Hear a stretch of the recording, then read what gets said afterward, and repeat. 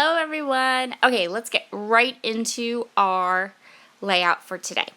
I have a piece of thin cardstock right there, that white cardstock that you can see. That's just some scratch cardstock, thin cardstock, crap stock, whatever you want to call it.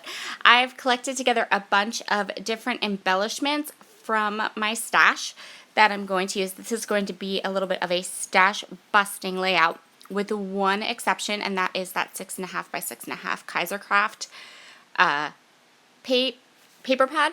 So I'm not going to use those dies. I do show them to you, but I don't end up using them. This 6 by 6 pad was in my cherry box for July, and I love it. I opened it up and went, oh, this is why I have a subscription to Cherry Box, because you just never know what you're going to get. And sometimes you get the perfect thing for projects, stuff you didn't even know you needed. So this gray paper is a paper by Marion Smith, one of my scrappy besties.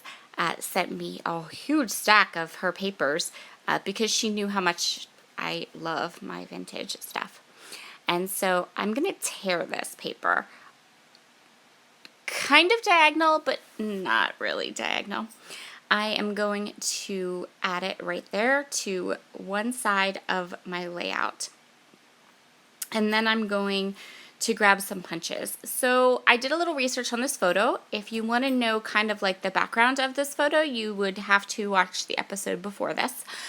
This was a large photo. I took a very high quality picture of it on my iPad, or on my iPhone, make sure I had a really, really good copy of the photo. I am moving too fast, faster than I'm talking. So, but after some research, I discovered that my grandfather played soccer, and on that ball, the soccer ball that one of the players is holding, it says Champs 44-45. So that's what we're going to use as our title, and since that's really all the information I have about that photo, that's really all we're going to do for this one. So I went through and chose pattern papers from that 6.5 by 6.5 paper pad that I really, really like. And now I'm just going to go ahead and I am going to punch a ton of hexagons. Just lots and lots and lots of hexagons. Exactly what you see me doing now, that's what I'm going to do for all of these papers. So now you can see up at the top of my screen, I have all of those hexagons completely punched out. The next thing I'm going to do here is I'm going to lift that paper up where it is torn, and I'm going to continue to lift it up more as I go along here, because I actually end up at the end kind of flipping it over so you can see some of the design that's on the back. And now I'm just going to stick and plunk hexagons. My only rhyme or reason to this, the only thing that I am looking for is I want to cover that entire sheet of white. Everywhere that's white is going to be covered in hexagons, and I don't want two patterns side by side. And other than that, you can see exactly what I'm going to do. Stick and plunk hexagons.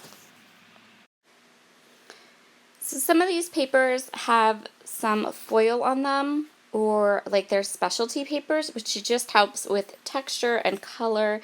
And I think at the end, this turned out so awesome. I am kind of in love with the way this background turned out. Really, really nice. And it was easy. It just really required a punch and some tape runner and a little bit of time. That's it. And actually, time-wise, this whole layout probably only took me 30 minutes more than most of my layouts take about an hour to an hour and a half. I think this one took closer to 2. So really, that's not a huge time. It's not a huge time investment to add that extra beautiful detail of creating your own background. So I'm just going to go ahead here and trim off all of the hexagons. And I'm going to go ahead and come back with some of these half pieces and fill in areas that are needed. Or maybe I already did that. I don't remember. I think I've already done it. And now I'm just going to toss the scraps away. Okay. The next thing I'm going to do here is I'm going to go ahead and take these edges and I'm going to really roll them up. I want you to be able to see what's behind them. And it's kind of, the other side of this paper is a little bit like a cut apart sheet, but there's a lot of black there. And I love how that line becomes much more apparent when you have that black. So, fabulous thing about a Kaisercraft 6.5 by 6.5 paper pad, you can mat a photo with it. So just keep that in mind if you're one of those that love 6 by 6 paper pads, but you can't mat a 4 by 6 photo. You can if you get some fun Kaisercraft papers. And Kaisercraft paper pads also come with die cuts at the back, which is, to me, totally awesome sauce. I love them. So I'm just going to go ahead and trim around this matte. I decided to give it a nice dark matte to make it really kind of stand out. And then I'm also going to do, I think I'm going to do a gray matte too, so I'm going to double matte this photo. I don't remember what the second color is I choose. I'm kind of auditioning a bunch here. I think I might go with that deep, almost leathery brown color. Yeah, that's the one I use, I think, that wood green.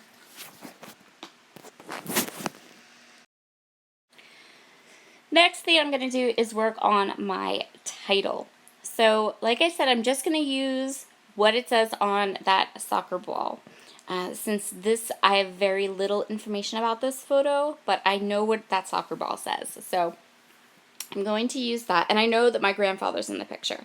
So, I'm just going to use that, and I'm going to go ahead, and I grabbed these pretty, well, they're Vicky Bouton thickers, and they're chipboard, and I don't remember which of her collections they're from, but they kind of look like the front. They're black and white, and they kind of look like the front of a composition notebook. So they're kind of perfect for a little bit of a theme, a little bit of contrast on my papers. So I'm just going to go ahead and get those kind of centered exactly where I want them, and of course add extra adhesive, and then we'll move on to the next step of our layout, which is more hexagons. Woohoo! So I decided to do a little bit more up in this corner, and then one of the things I grabbed from my stash was some cork stars from Spiegel Mom Scraps, and I actually think I end up using all of the cork stars on this one layout, so that's awesome. So just a quick, as I go ahead and put these hexagons down and grab my cork stars, decide where I want to put them, just a little let you know, next month I don't have photos planned for my heritage layouts. I haven't decided which ones I want to move into or which two I want to do next month. So if you guys have any suggestions, anything heritage photo related you want me to focus on, please let me know. I have lots and lots of heritage photos. Even if I have to rescan a picture or re-scrapbook a picture, I'm totally fine with it because I have 5 sisters and a brother, and at some point I'm sure they would appreciate or like to have some of these heritage pages too. So please, if you have anything in particular, maybe you have heritage photos of a certain type that you need some good ideas for, anything like that, please leave me a comment below and let me know so that I can kind of go in a direction that will suit you, my subscribers, which is the only reason that I do these heritage layouts, is for you.